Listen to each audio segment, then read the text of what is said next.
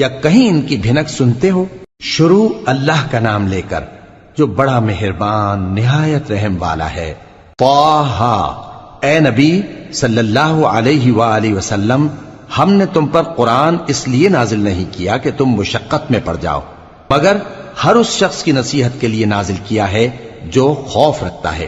یہ اس ذات کا اتارا ہوا ہے جس نے زمین اور اونچے اونچے آسمان بنائے، یعنی رحمان، جو عرش پر جلوہ افروز ہوا۔ جو کچھ آسمانوں میں ہے اور جو کچھ زمین میں ہے اور جو کچھ ان دونوں کے بیچ میں ہے اور جو کچھ مٹی کے نیچے ہے، سب اسی کا ہے۔ اور اگر تم پکار کر بات کہو تو کیا ہے، وہ تو آہستہ کہی ہوئی اور نہایت پوشیدہ بات تک کو جانتا ہے۔ اللہ وہ معبود برحق ہے کہ اس کے سوا کوئی معبود نہیں ہے، اس کے سب نام اچھے ہیں۔ اور کیا تمہیں موسیٰ کے حال کی خبر ملی ہے؟ جب انہوں نے آگ دیکھی تو اپنے گھر والوں سے کہا کہ تم یہاں ٹھہرو، میں نے آگ دیکھی ہے، میں وہاں جاتا ہوں، شاید اس میں سے میں تمہارے پاس انگارہ لاؤں یا آگ کے مقام سے اپنا رستہ معلوم کر سکوں۔ پھر جب وہ وہاں پہنچے تو آواز آئی کہ اے موسیٰ، میں تو تمہارا پروردگار ہوں، تو اپنے جوتے اتار دو، تم یہاں پاک میدان یعنی طویٰ میں ہو، اور میں نے تم کو منتخب کر لیا ہے، تو جو حکم دیا جائے اسے سنو۔ بے شک میں ہی اللہ ہوں، میرے سوا کوئی معبود نہیں، تو میری عبادت کیا کرو اور میری یاد کے لیے نماز پڑھا کرو۔ قیامت یقیناً آنے والی ہے، میں چاہتا ہوں کہ اس کے وقت کو پوشیدہ رکھوں تاکہ ہر شخص جو کوشش کرے اس کا بدلہ پائے۔ تو جو شخص اس پر ایمان نہیں رکھتا اور اپنی خواہش کے پیچھے چلتا ہے، کہیں تم کو اس کے یقین سے روک نہ دے، تو اس صورت میں تم ہلاک ہو جاؤ۔ اور اے موسیٰ، یہ تمہارے داہنے ہاتھ میں کیا ہے؟ انہوں نے کہا، یہ میری لاٹھی ہے، اس پر میں ٹیک لگاتا ہوں اور اس سے اپنی بکریوں کے لیے پتے جھاڑتا ہوں، اور اس میں میرے اور بھی کئی فائدے ہیں۔ فرمایا کہ موسیٰ اسے زمین پر ڈال دو، تو انہوں نے اس کو ڈال دیا اور وہ یکا یک سانپ بن کر دوڑنے لگا۔ فرمایا کہ اسے پکڑ لو اور ڈرنا مت، ہم اس کو ابھی اس کی پہلی حالت پر لوٹا دیں گے، اور اپنا ہاتھ اپنی بغل میں دبا لو کہ وہ کسی عیب و بیماری کے بغیر سفید چمکتا دمکتا نکلے گا۔ یہ دوسری نشانی ہے تاکہ ہم تمہیں اپنے بڑے بڑے نشانات دکھائیں۔ تم فرعون کے پاس جاؤ کہ وہ سرکش ہو رہا ہے۔ کہا، اے میرے پروردگار، اس کام کے لیے میرا سینہ کھول دے اور میرا کام آسان کر دے، اور میری زبان کی گرہ کھول دے تاکہ وہ میری بات سمجھ لیں، اور میرے گھر والوں میں سے ایک کو میرا وزیر یعنی مددگار مقرر فرما، یعنی میرے بھائی ہارون کو۔ اس سے میری کمر کو مضبوط کر اور اسے میرے کام میں شریک کر، تاکہ ہم تیری بہت سی تسبیح کریں اور تجھے کثرت سے یاد کریں، تو ہم کو ہر حال میں دیکھ رہا ہے۔ فرمایا، موسیٰ، تمہاری دعا قبول کی گئی، اور ہم نے تم پر ایک بار اور بھی احسان کیا تھا جب ہم نے تمہاری والدہ کو الہام کیا تھا جو تمہیں بتایا جاتا ہے۔ وہ یہ تھا کہ اسے یعنی موسیٰ کو صندوق میں رکھو، پھر اس صندوق کو دریا میں ڈال دو، تو دریا اس کو کنارے پر ڈال دے گا، اور میرا اور اس کا دشمن اسے اٹھا لے گا۔ اور موسیٰ، میں نے تم پر اپنی طرف سے محبت ڈال دی، اور اس لیے کہ تم میرے سامنے پرورش پاؤ۔ جب تمہاری بہن وہاں فرعون کے ہاں گئی اور کہنے لگی کہ میں تمہیں اس کا پتہ دوں جو اس کو پالے پوسے، تو اس طریق سے ہم نے تم کو تمہاری ماں کے پاس پہنچا دیا تاکہ ان کی آنکھیں ٹھنڈی ہوں اور وہ رنج نہ کریں۔ اور تم نے ایک شخص کو مار ڈالا تھا تو ہم نے تم کو غم سے نجات دی، اور ہم نے تمہاری کئی بار آزمائش کی، پھر تم کئی سال اہل مدین میں ٹھہرے رہے۔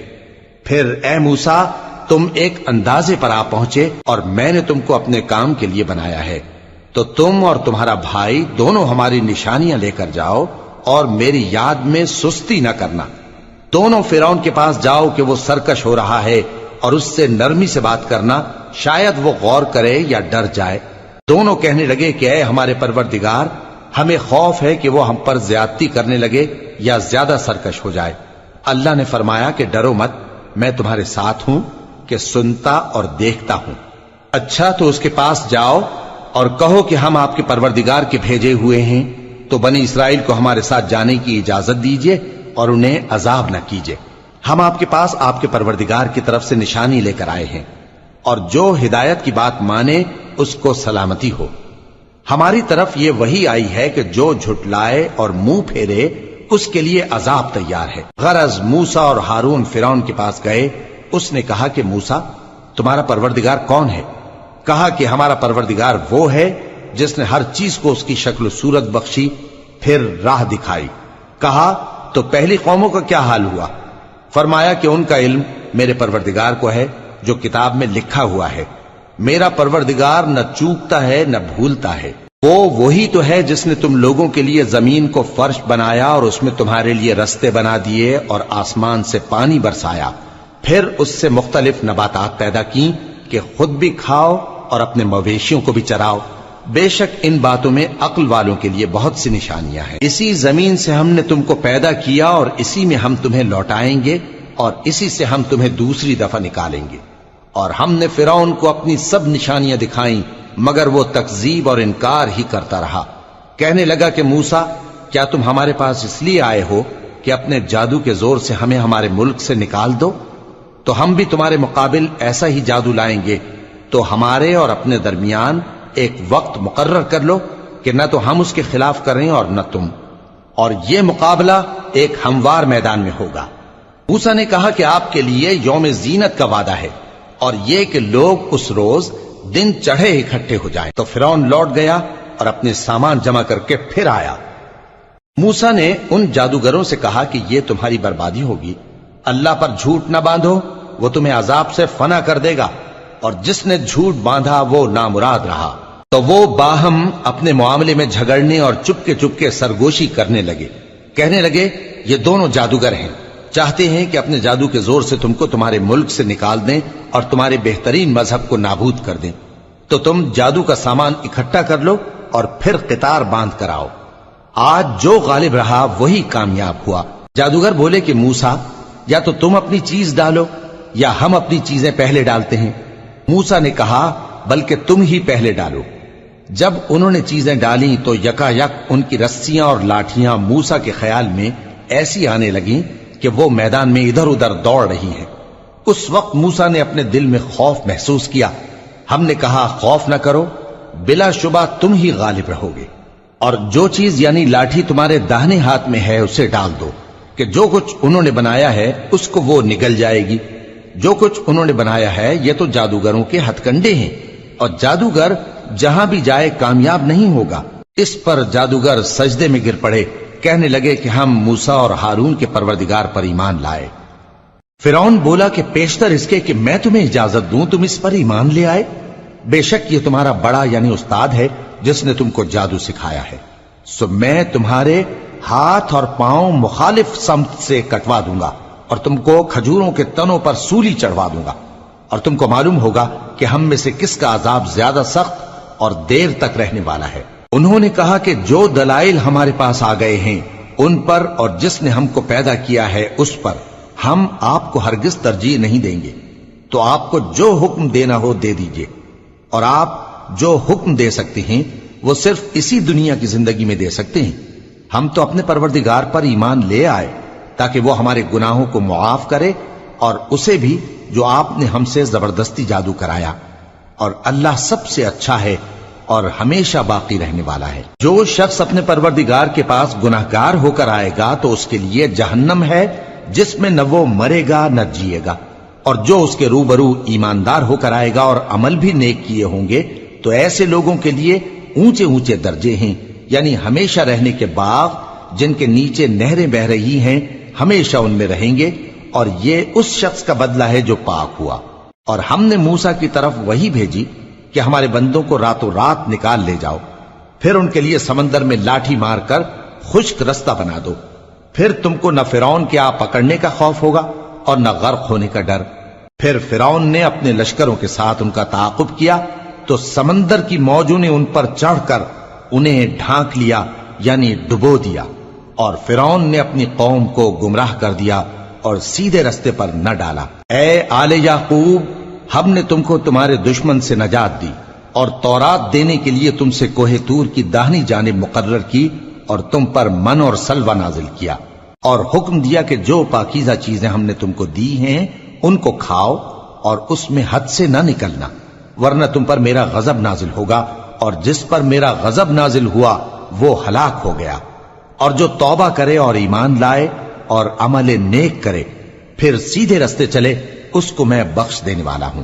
اور اے موسیٰ، تم نے اپنی قوم سے آگے چلے آنے میں کیوں جلدی کی؟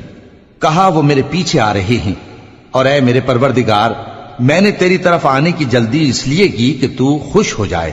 فرمایا کہ ہم نے تمہاری قوم کو تمہارے بعد آزمائش میں ڈال دیا ہے، اور سامری نے ان کو بہکا دیا ہے۔ اور موسیٰ غصے اور غم کی حالت میں اپنی قوم کے پاس واپس آئے اور کہنے لگے کہ اے قوم، کیا تمہارے پروردگار نے تم سے اچھا وعدہ نہیں کیا تھا؟ کیا میری جدائی کی مدت تمہیں لمبی معلوم ہوئی، یا تم نے یہ چاہا کہ تم پر تمہارے پروردگار کی طرف سے غضب نازل ہو، اور اس لیے تم نے مجھ سے جو وعدہ کیا تھا اس کے خلاف کیا؟ وہ کہنے لگے کہ ہم نے اپنے اختیار سے آپ سے وعدہ خلافی نہیں کی، لیکن ہم ان لوگوں کے زیوروں کا بوجھ اٹھائے ہوئے تھے، پھر ہم نے اس کو آگ میں ڈال دیا، اور اسی طرح سامری نے ڈال دیا۔ تو اس نے ان کے لیے ایک بچڑا بنا دیا، یعنی ایک بے جان جسم جس میں گائے کسی آواز تھی۔ تو لوگ کہنے لگے کہ یہی تمہارا معبود ہے اور یہی موسیٰ کا معبود ہے، مگر وہ بھول گئے ہیں۔